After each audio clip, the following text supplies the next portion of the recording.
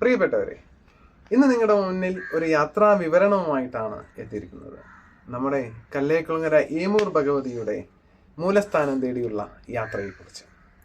പുരാണങ്ങളിൽ നിന്നും അറിയാൻ കഴിഞ്ഞത് കേരളത്തിൽ ചരിത്രപരമായി 64 ശിവാലയങ്ങളും 64 വിഷ്ണു ക്ഷേത്രങ്ങളും 64 ദേവീക്ഷേത്രങ്ങളും നിർമ്മിക്കപ്പെട്ടിട്ടുണ്ടെന്നാണ്.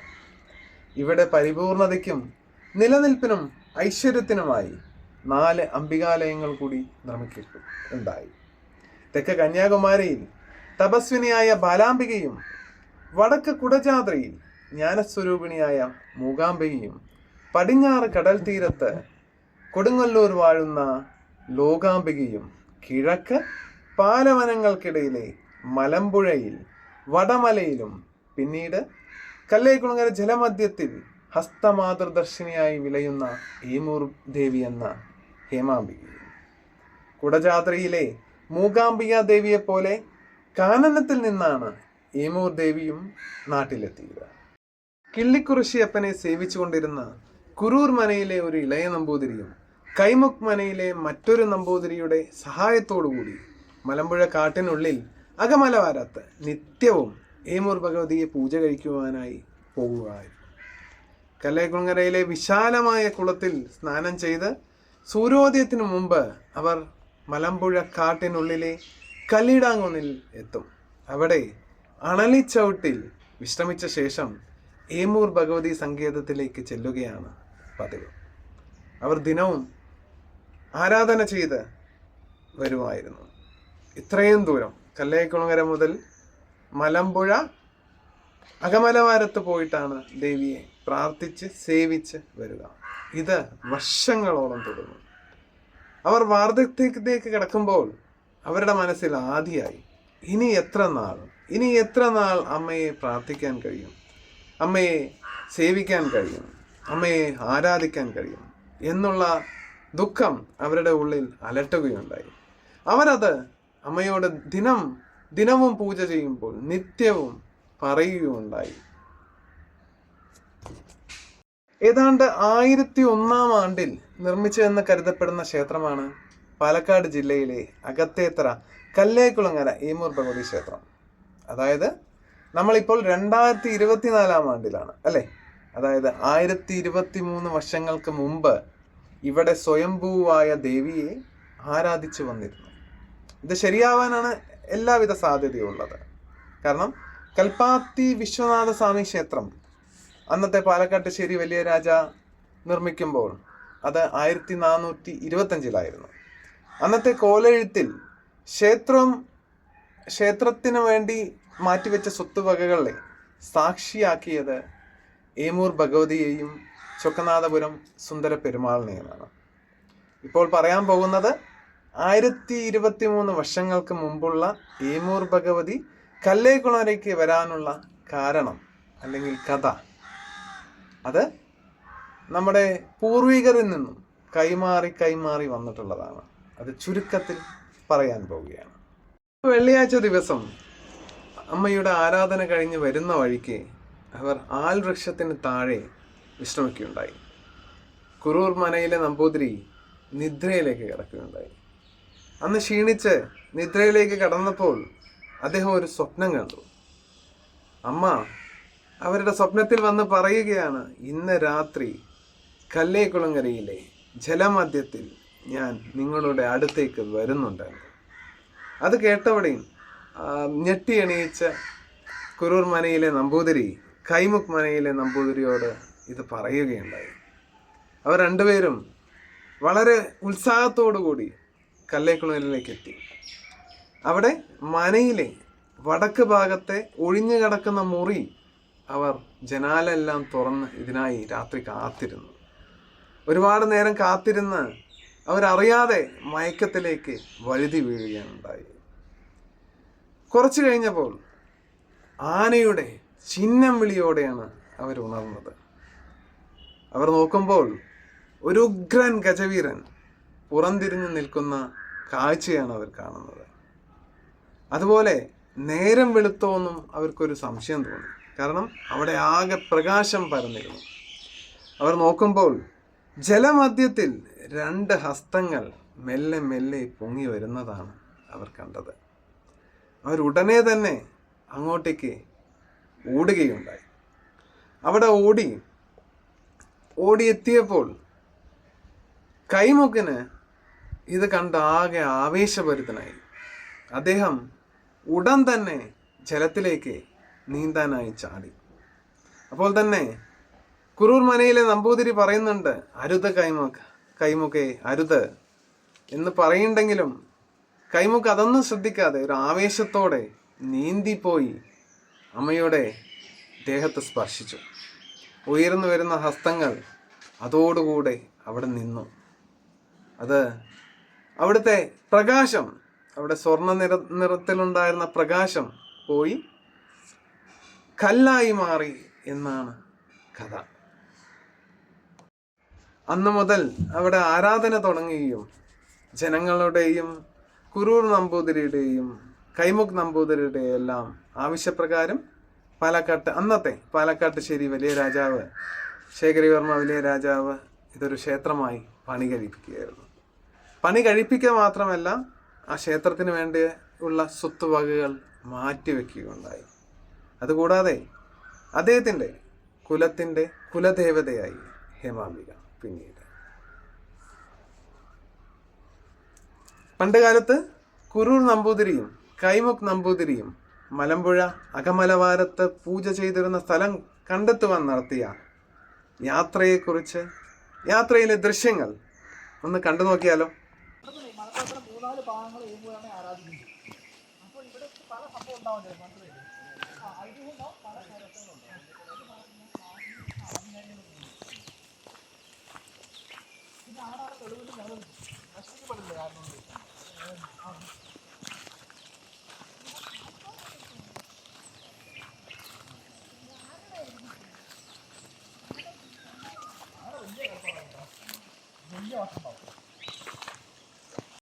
നമ്മളുള്ളത് മലമ്പുഴ കാട്ടിലാണ്.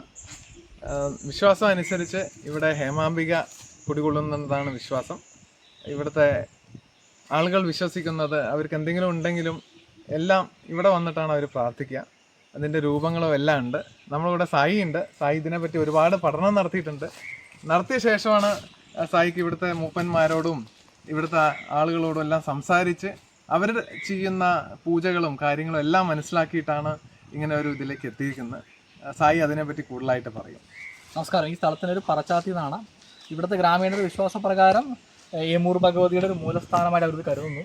പണ്ട് കാലത്ത് വർഷത്തിലൊരിക്കൽ ക്ഷേത്രത്തിൽ നിന്ന് ആളുകൾ ഇവിടെ വന്നിരുന്നു പൂജ ചെയ്തെന്ന് അവരുടെ വിശ്വാസം. ഇപ്പോൾ ഇവിടുത്തെ ഗോത്രവർഗ്ഗക്കാരും അല്ലെങ്കിൽ ഇവിടുത്തെ ഗ്രാമീണരും അവർ എല്ലാ നല്ല കാര്യങ്ങളും ഇപ്പോൾ ശുഭകാര്യം നടക്കുമ്പോൾ ഇവിടെ നിന്ന് പൂജ ചെയ്യാറുണ്ട്. ഒരു മാതൃക പറയുകയാണെങ്കിൽ ഒരു പശു പ്രസവിച്ചാൽ കൂടി അതിൻ്റെ ആദ്യത്തെ 10 ദിവസത്തെ പാല് പുല തീരുന്നവരെ ഇവിടെ വന്ന് അമ്മയ്ക്ക് അർപ്പിക്കും അവർ. അപ്പോൾ അവരുടെ ജീവിതത്തിൻ്റെ ഭാഗമാണ് ഈ ദേവത. അപ്പോൾ അവരുടെ വിശ്വാസപ്രകാരം ഇവിടെയാണ് ഏമൂരമ്മ കുടികൊള്ളുന്നത്. പിന്നീട് ഇവിടെ നിന്നാണ് കല്ലേക്കുളങ്ങരയിലേക്ക് പോയെന്നാണ് അവരുടെ വിശ്വാസം.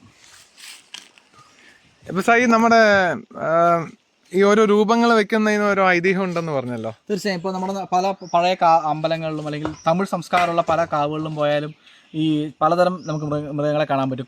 ആട്, മാട്, പശു. അത് വേറെ ഒന്നല്ല, നമ്മുടെ പൂർവികരായ മനുഷ്യർ അവരുടെ കന്നുകാലികൾക്ക് അസുഖം വരാതിരിക്കാൻ വേണ്ടിയിട്ടും അസുഖം വന്നാൽ മാറാൻ വേണ്ടിയിട്ടുമാണ് ഇത്തരം രൂപങ്ങൾ വെക്കുന്നത്. ആ അസുഖം മാറിക്കഴിഞ്ഞാൽ അല്ലെങ്കിൽ ആ അസുഖം വരാതിരുന്നാൽ അവരിവിടെ വന്ന് കൃത്യമായിട്ട് എന്ത് കന്നുകാലിയാണോ അതിൻ്റെ രൂപം മണ്ണിൽ ഉണ്ടാക്കിയിട്ട് ആ ദേവതയ്ക്ക് സമർപ്പിക്കും. നമുക്ക് നോക്കുകയാണെങ്കിൽ നമ്മുടെ ഈ വിഗ്രഹത്തിൽ ഒരുപാട് പ്രത്യേകതകളുണ്ട് അല്ലേ? അത് എന്തൊക്കെയാണ്? നമ്മുടെ ഈ നാട്ടുകാരുടെ അഭിപ്രായ പ്രകാരം ഈ വിഗ്രഹം കിട്ടിയത് പുഴയിൽ നിന്നോ അല്ലെങ്കിൽ ഒഴുകി വന്നതൊക്കെ ഒരു വിശ്വാസം. അതിൽ വലത്തെ കയ്യിൽ അമ്മയുടെ കയ്യിലൊരു കുഞ്ഞ് പാല് കുടിക്കുന്ന പോലെയാണ്. അപ്പോൾ ഇത് ഏമൂരമ്മയാണെന്നാണ് ആളുകളുടെ വിശ്വാസം. കാരണം ഒരു പാല് ഊട്ടുന്ന അമ്മ അങ്ങനെയാണ് അവർ കരുതുന്നത്. അവരെ സംബന്ധിച്ച് എവിടെ നിന്ന് വന്നു അവർക്ക് ഈ നാട്ടുകാർക്ക് യാതൊരു ഐഡിയയും ഇല്ല. അവർ പറയുന്നത് ഇങ്ങനെയാണ്, ആദ്യം ഇവിടെ കല്ലുണ്ടായിരുന്നു, പിന്നീട് ഒരു വിഗ്രഹം അവർക്ക് ഇവിടെ ആർക്കോ പൂർവികരെ കിട്ടി അവരോട് വെച്ചു ആരാധിക്കുന്നത്. അപ്പോൾ ഇതൊരു അത്ഭുതമാണ്. ഞാനും ആദ്യമായിട്ടാണ് ഒരു പാലൂട്ടുന്ന അമ്മയുടെ വിഗ്രഹം വെച്ച ആളുകൾ പൂജിക്കുന്നത് കാണുന്നത്. അത് ലോഹത്തിൽ നിർമ്മിച്ചാണ്, കല്ലിലുമല്ല. ഇതാണ് പഴയ കാലത്തെ ആളുകൾ സമർപ്പിക്കുന്ന രൂപം. നമ്മളിന്ന് ആൾ രൂപം എന്നൊക്കെ പറയും. ഗുരുവായൂരൊക്കെ പോയി കഴിഞ്ഞാൽ നമ്മൾ മനുഷ്യന്മാരെ ആൾ രൂപമൊക്കെ വയ്ക്കും. അതിൻ്റെ മറ്റൊരു രൂപം മൃഗങ്ങളുടെ രൂപം. ഇതിൽ നമുക്ക് ആടുമാടുകളെ കാണാം. കൂടുതലും കന്നുകാലികളാണ്. ചിലത് നിറം കൊടുത്തിട്ടുണ്ട്. ശരിക്കും ആ മണ്ണിൽ വേവിച്ചെടുത്ത വളരെയധികം ഭംഗിയോടെ കൂടെയുള്ള രൂപങ്ങളാണ്. അത് മനുഷ്യൻ്റെ രൂപങ്ങളുണ്ട്. അതും മനുഷ്യർക്ക് അസുഖം വന്നു കഴിഞ്ഞാൽ അല്ലെങ്കിൽ ആ വന്ന് മാറാൻ വേണ്ടിയിട്ടാണ് അത്തരം രൂപങ്ങൾ വെക്കുന്നത്. ചില രൂപങ്ങളിൽ രാജകീയമായിട്ടുണ്ട്. ചിലപ്പോൾ അത്തരം അങ്ങനെയുള്ള ഒരു സ്ഥാനികളുടെ അല്ലെങ്കിൽ ഗോത്ര മൂപ്പന്മാരുടെയൊക്കെ ആവാം ഇത്തരം രൂപങ്ങളെന്ന് കരുതപ്പെടുന്നു. ചില ഭാഗത്ത് ആനകളെ കാണാം. അത് ഈ ആനകളുടെ ഉപദ്രവം ഉണ്ടാവാതിരിക്കാൻ വേണ്ടിയിട്ടാണ് പറയപ്പെടുന്നുണ്ട്. പുലികളെ കാണാം, പന്നികളെ കാണാം. ഇതെല്ലാം പന്നികളൊക്കെ വന്നാൽ കൃഷി നശിപ്പിക്കും. അപ്പോൾ നശിപ്പിക്കാതിരിക്കാൻ വേണ്ടി പന്നികളുടെ രൂപം ഇവിടെ വാർത്തെടുത്ത് വെക്കുന്നതാണ്.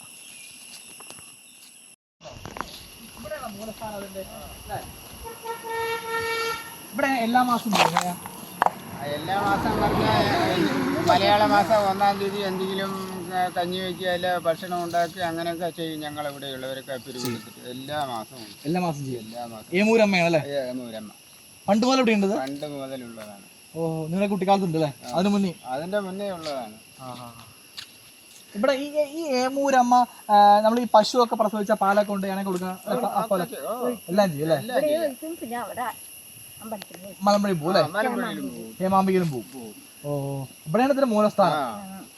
ഇവിടെ മലമ്പുഴ വേലയൊക്കെ വരുമ്പോ ഇവിടെ വന്നിട്ടൊക്കെ അങ്ങോട്ട് പോവുക. ഓ, നിങ്ങളുടെ പൂർവ്വം ഇവിടെ തന്നെയാണ് ജനിച്ചു വളർന്നല്ല?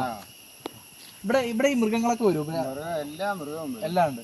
അപ്പൊ അതിനൊക്കെ രക്ഷപ്പെടാൻ വേണ്ടി അമ്മയെ തോന്നുന്നത് അല്ലേ? അമ്മയെ തൊഴുക. ഈ അമ്മേനെ കാട് നോക്കണത്. ചേട്ടന്റെ പേരെന്താ? എന്റെ പേര് വേലായി. അമ്മയുടെ? പാർവതി. ഇവിടെ തന്നെ ജനിച്ചു വളർന്നേ? ശരി. ഈ അമ്മ എനിക്ക് പണ്ട് പറഞ്ഞു തന്നു, പാലൊക്കെ പശു പ്രസവിച്ചാൽ പാല് കൊടുക്കും അല്ലേ? 10 ദിവസം പല മാറണം അല്ലേ? 10 ദിവസം കൊടുക്കില്ല, 10ാമത്തെ ദിവസം. 10ാം ദിവസം പല മാറണം ദിവസം അല്ലേ? ആ പാല് മുഴുവനും. എന്തുകൊണ്ട് ആ ദിവസം പാല് കൊടുക്കണം? 10ാം ദിവസം. പിന്നെ അത് കഴിഞ്ഞാൽ നമ്മൾ വിൽക്കാൻ നിൽക്കും. അപ്പൊ പിന്നെ അത് മനസ്സിനൊരു തൃപ്തിയല്ലല്ലോ.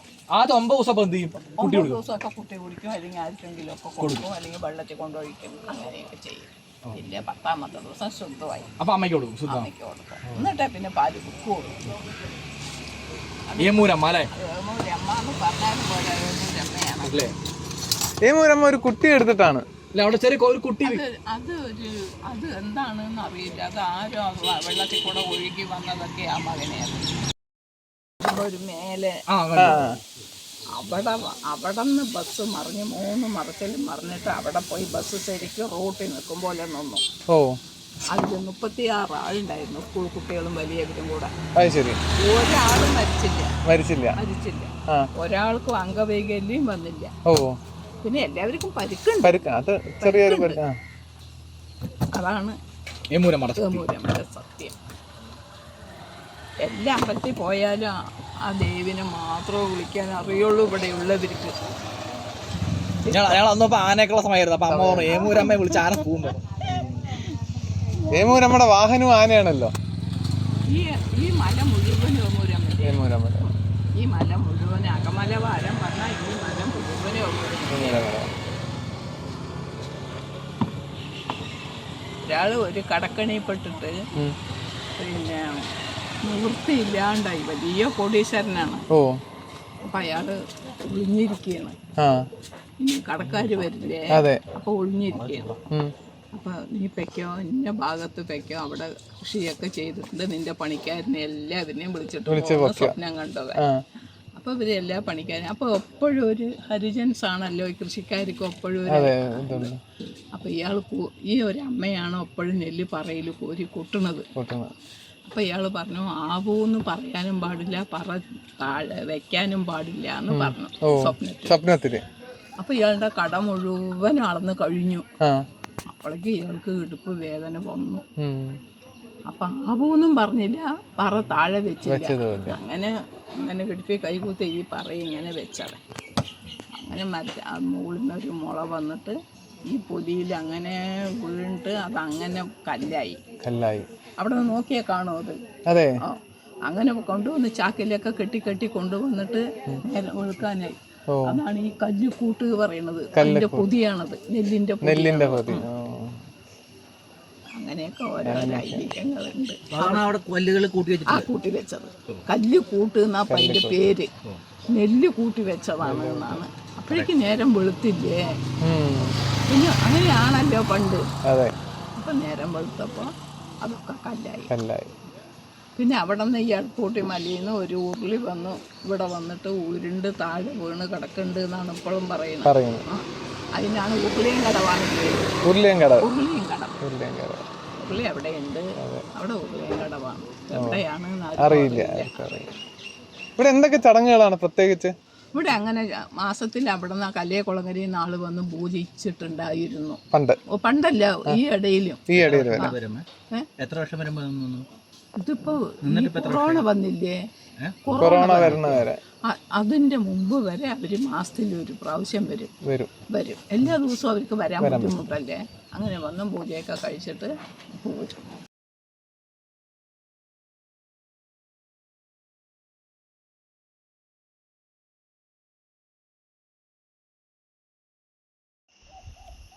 നമ്മുടെ പാലക്കാടിശ്ശേരിയുടെ വേരുകൾ തേടിയുള്ള യാത്ര എന്ന ഇതിൻ്റെ ഭാഗമായിട്ട് സായിനാഥും ബിപിൻ ശേഖരോടൊപ്പം നമ്മളിന്ന് നമ്മുടെ കുലദേവതയായിട്ടുള്ള പാലക്കാട് രാജവംശത്തിൻ്റെ കുലദേവതയായിട്ടുള്ള ഹേമാംബിക ഹേമൂർ ദേവിയുടെ മൂലസ്ഥാനം എന്നറിയപ്പെടുന്ന സ്ഥലത്തേക്ക് അന്വേഷിച്ച് വന്നതാണ്. അപ്പോൾ അതുമായി ബന്ധപ്പെട്ടിട്ടുള്ള കാര്യങ്ങളാണ് സായി ഇവിടെ വിവരിച്ചത്. സായിയുടെ വിലയേറിയ ഒരുപാട് കാര്യങ്ങൾ സായിയിൽ നിന്ന് നമുക്ക് മനസ്സിലാക്കാനുണ്ട്. അതുകൊണ്ട് ഇന്നത്തെ യാത്ര സായിയുടെ കൂടെയാണ്.